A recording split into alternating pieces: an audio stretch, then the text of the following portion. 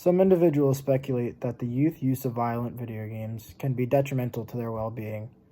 However, there has been no correlation between violent actions from teenagers and the violent video games that they use to fill their spare time.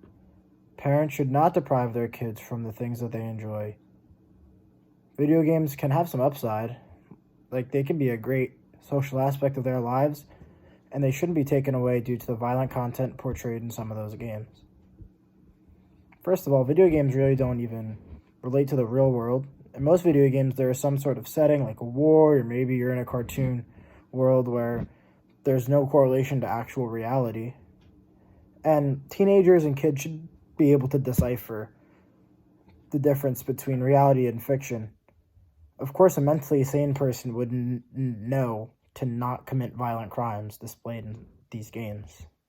For example, a teenager would know the difference between a game like Call of Duty, where you're in combat and in a war, versus actual real life.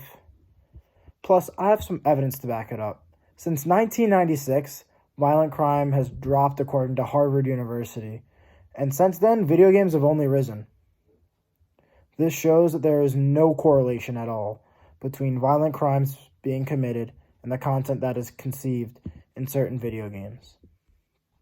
To sum it all up, like I said, there's no correlation between the violence that goes on in real life and the violence that is portrayed in video games.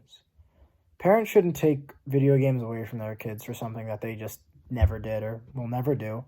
That's just like punishing someone for someone else's mistake.